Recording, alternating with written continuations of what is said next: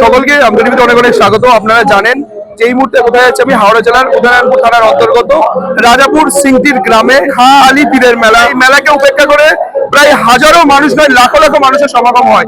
তো আমার সাথে এই মুহূর্তে বিশেষ একজন ব্যক্তি আছেন, দেবাশিস মুখোপাধ্যায়, খানাকুল মাঝপুর প্রাথমিক বিদ্যালয়ের প্রধান শিক্ষক, এবং উনি বিভিন্ন জায়গায় আপনারা কম বেশি ওনাকে দেখেছেন যে বিভিন্ন জায়গায় উনি গাছ লাগান, বাল্য বিবাহ, শিশুদের যাতে করে আরো নারী সুরক্ষা বিভিন্ন বিষয় নিয়ে উনি প্রচার করে থাকেন।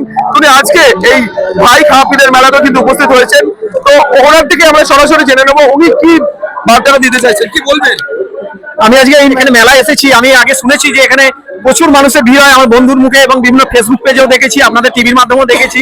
আজকে আমি তাই এসেছি, স্কুল ছুটির পর আমি ওখান থেকে এসেছি, গাড়ি ভাড়া করে এসেছি যে এই এত মানুষের মাঝে আমার এই প্রচারটা করবার জন্য। এবং আমার সত্যি ভালো লাগছে যে এত মানুষ বিভিন্ন জায়গা দিয়ে আসছে, মাঠ দিয়ে বিভিন্ন লাইন পড়েছে, আমি তো ভিড়ে ঢুকতেই পারছি না।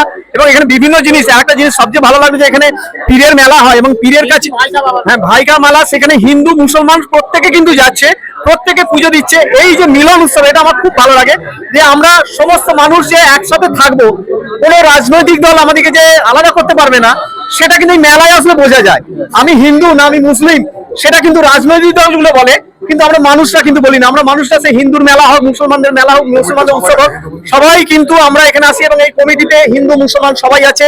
এবং এইখানে মেলা হচ্ছে, বিশেষ করে আমি দেখলাম কাঁকড়ার মেলা, যেটা আমি আগে দেখিনি। আমি ওখানে গিয়েছিলাম, প্রচুর মানুষ আসছে। আমি হুগলি জেলার খানাকুল থানার অন্তর্গত মাঝপুর প্রাথমিক বিদ্যালয়ের প্রধান শিক্ষক। আমার এটা বহুরূপী পোশাক, এই বহুরূপী ক্যারেক্টারটার নাম দিয়েছি গোলাপ সুন্দরী।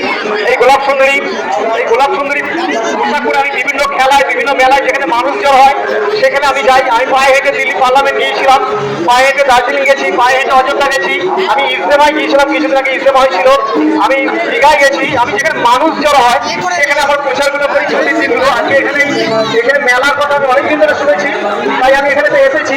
আমি জাস্ট একটা চাইল্ড ম্যাচ দিয়ে একটা ছড়া বলবো, আমরা একটু মন দিয়ে শুনবে।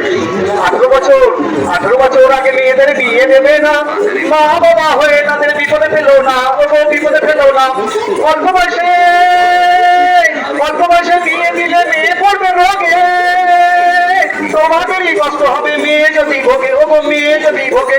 মেয়েদের ভালো করে লেখাপড়া শেখাও, লেখাপড়া শিখিয়ে তাদের দেশ গঠনে লাগাও, দেশ গঠনে লাগাও।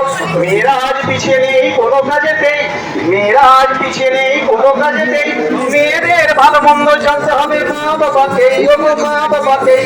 তাই তো বলি 18 বছর আগে মেয়েদের বিয়ে দেবে না, পুলিশ প্রশাসন জানতে পারলে তোমাদের ছাড়বে না, তোমাদের ছাড়বে না।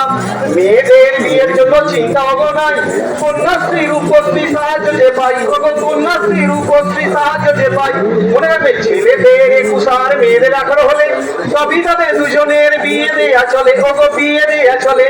আমার এই কথাটি মনে রেখো ভাই, বাল্য বিবাহ রোধে সবার সাহায্য যে চাই, সাহায্য যে চাই। সবাই আমার কথাটা মনে রাখবেন। সবাই এখন আসুন, আমরা মেলা মানে হচ্ছে মিলন উৎসব, সমস্ত ধর্মের মানুষ এখানে জড়ো হয় এবং আমরা সমাজ করি।